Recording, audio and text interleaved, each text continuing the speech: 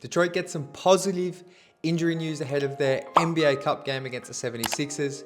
Which Pistons executive could be targeted by another NBA franchise? And one fake trade, which I don't get at all. We'll talk about that in just a moment.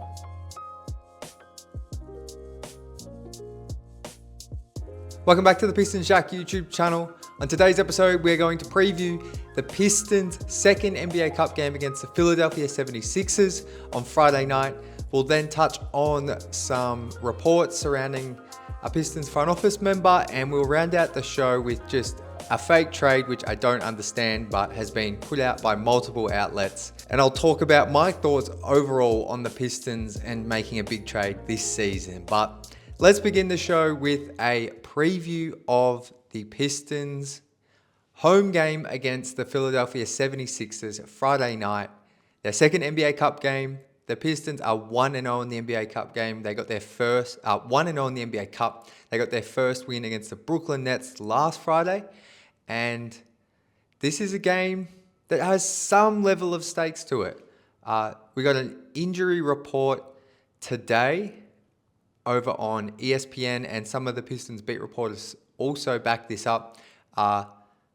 Since yesterday, Cade Cunningham has been upgraded to questionable. Jalen Duren has been upgraded to questionable, and Isaiah Stewart has also been upgraded to questionable. Now, as soon as I saw Cade and JD were out for yesterday's game, I immediately thought they were going to be giving them rest for this particular game, the NBA Cup game, and I felt like pretty confident they would be back.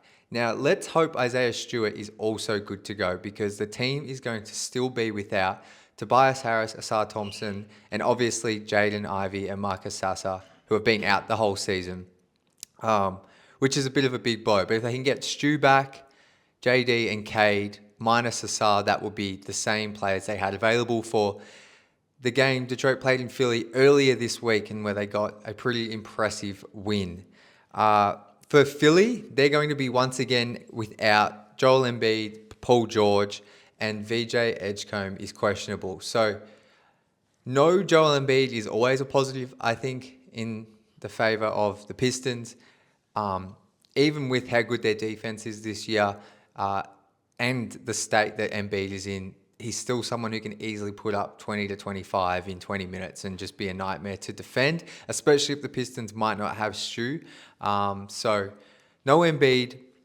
And it'll be a very similar team to who Detroit played on earlier in the week. So I think the main things for me that I'm looking at, no Asar is still a pretty big out for me, because Tyrese Maxey had, and I went and looked at this on Twitter and I heard it discussed on an ESPN podcast, but Maxey had one of his his most, how can I put it, toughest game of the season with Asar guarding him earlier this week. And while the Pistons still have Cade, they have Ron, they have some other players they can throw at Maxey to slow him down. Asar was really doing an excellent job on Maxey, and I think Maxey ended up scoring 30 plus, but he had to really work for them, and he did so on quite a few shots. So he's someone I'm a little bit more concerned about going into this NBA Cup game. I still think Detroit should win this game if those questionable players return.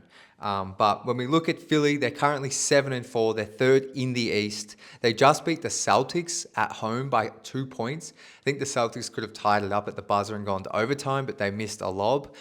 So they only played them less than a week ago. So there's not going to be too much changing. I think the one thing I really want to see the Pistons do early, and they did do this late last game, is really attack my guy Andre Drummond. I think Andre is and always has been one of the best rebounders ever to play in the NBA, but something I think he's probably never been able to master is just protecting the rim consistently. He's going to get a block here and there and have some good contests, but I think Cade, and we obviously saw him attack Andre in the closing moments in fourth quarter of that game, but I think he can get to the rim whenever he wants, and more often than not finish over Andre. I think just because Andre's got such a big frame, he's like 6'10", 6'11", I think players are a bit more hesitant to go at him, especially if you haven't done like a deep dive kind of scouting report. But I think from watching Andre as much as Pistons fans have, and I have, his rim protection comes and goes, and I think Cade can really potentially even get him into foul trouble, because Andre, for the first 3 quarters of that game, was giving the Pistons some problems. He was constantly on the glass. Look, he hit a couple of threes, which you'll give him no matter what, but I think they did a much better job attacking him in the last quarter. But I think even Jalen Duren, like, I want to see him attack Andre off the bounce a little bit more. When he's around that free throw line, if he doesn't have the handoff, take 1 or 2 dribbles and take Andre to the rim. I just think JD's got a bit more speed than Andre, especially at this point of his career. So it'll be interesting to see, because I feel like they figured that out later in the game. So hopefully they can do that from the jump and get the offense flowing early. The other thing to monitor, Philly are an elite offensive team. Currently, they have the 5th best offense. Now, on the flip side, Detroit have the 3rd best defense. So this is kind of 2 ends of the spectrum here, and maybe it will level each other out. Detroit have actually moved up to having like the 14th best offense in the league per 100 possessions, and Philly's defense, they've jumped into the top 20. So I think this is going to be a close game no matter what. Tyrese Maxey will be the guy for Philly who will decide the game or not. Like, if he goes off for high 30s, low 40s, I think there's a real chance they win. If they can keep him to high 20s, low 30s on like 25 shots, then I think the Pistons should get this win. The other matchup to watch is Cade and Kelly Oubre. Kelly Oubre did a great job on Cade in the first half of that game. He held him to 2 points earlier in the week at the half, but Cade really turned it on in the second half, and, Kelly kind of ended up, Cade kind of cooked him in the end, to be honest, especially once Kelly got confident, was clapping in his face. Those two were going at it all night, and hopefully Cade can attack him at the jump, and we don't see that slow start. Because the Pistons are going to need a big game from Cade. I expect, like I said, Philly to come out and put up a really good fight, especially because these teams played early in the week, so they have a feel for each other. And we'll see what happens. But those are my thoughts. Like I said, regardless, I think the Pistons should win. I think it'll be decided by 8 points or less, but I think Detroit are the more talented side if they can get some of those guys back. So let me know your thoughts, how you're feeling. Obviously, if Cade, JD, Stu, especially if Cade's not playing, it's going to be a different game. But last year we saw the Pistons without Cade beat Philly on their home court. Bit of a different Philly team in terms of vibes, but very similar in terms of talent. So it can be done without Cade, but we shall see. I think it's going to be a fun game no matter what. But moving on, couple of quick hitters to round out the show today. You would have seen I think it was yesterday or the past couple of days, the Mavs finally got rid of their GM in Nico Harrison. And the fallout from that has been the Mavs being linked to the Pistons' senior vice president of basketball operations, Dennis Lindsey. He joined the team with Trajan last June or 2 Junes ago, and as you can see, has been a part of a front office that has made some really good moves for this Pistons team and been a key part of getting the Pistons to where they are right now. Lindsey was with the Mavs for the 23-24 season that they made the playoffs. He spent a lot of years as an executive with the Jazz in some of their most successful eras, and he also spent, I think, 4 or 5 years with the Spurs when they were winning championships in the 2000s. So a very highly respected executive. I have seen that Marc Stein tweeted out, the Mavs are interested. He said there's already been a push among some of the organization's influential voices to try and bring back former Harrison advisor Dennis Lindsey from Detroit, but Dallas is first expected to install an interim front office under Harrison's departure. So there's no rules about executives. There's no tampering rules. The Mavs can talk. They could hire Dennis Lindsey today if he wanted the job. So that's something to watch. I don't think it's something long-term that would impact the Pistons too much if they lost him, but obviously he's been a crucial member to the front office that has made a huge difference and helped, along with the players and coaches, transform this team from a young team with talent to the number 1 seed in the East by 2.5 games. But let me know your thoughts. Is that something that worries you? For me, it doesn't too much. I think the culture's that's been put in place, and the front office coaching staff is much more than one person. But I guess it would be a loss in some sense. The final thing was a fake trade idea. And I'm only bringing this up because it got me thinking about the Pistons making a big trade this offseason and what my thoughts currently are. But as you can see on the screen, this screenshot's from Kevin O'Connor's podcast over at Yahoo, but Bleacher Report pretty much put out the same trade deal.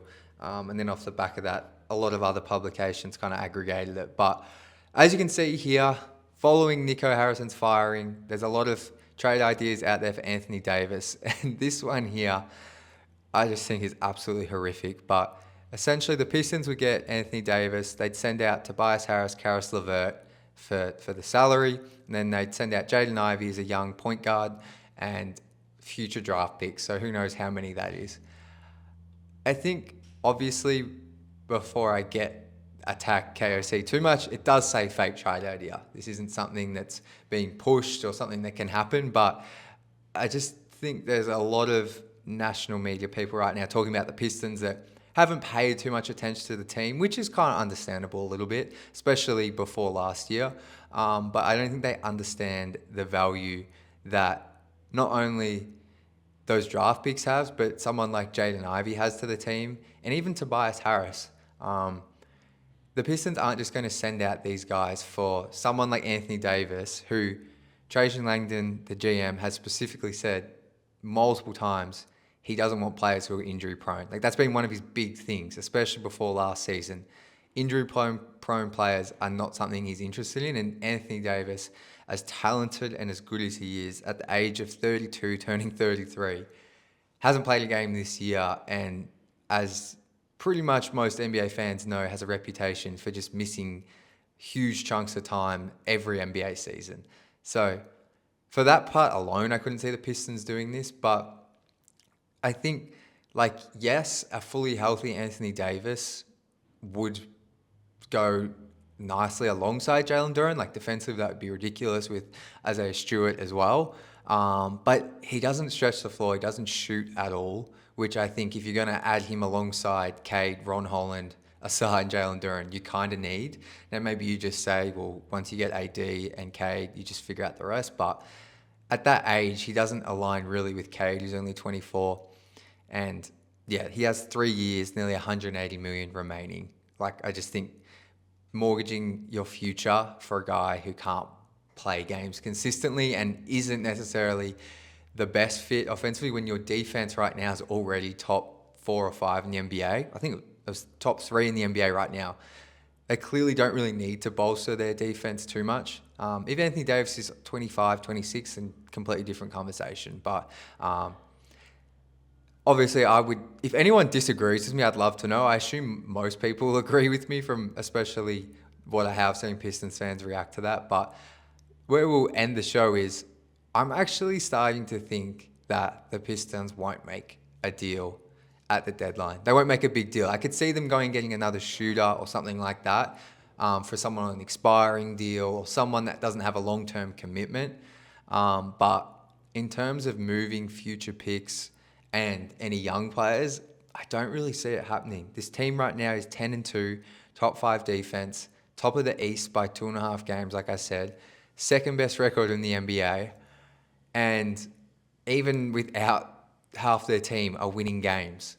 Now, I'm not getting too carried away with the Bulls game yesterday, because if that's a top 4 team in either conference, the Pistons probably don't get that win. The Bulls are obviously struggling, but they don't have as many injuries as they've had. None of them are scary long term. None of them are bad injuries.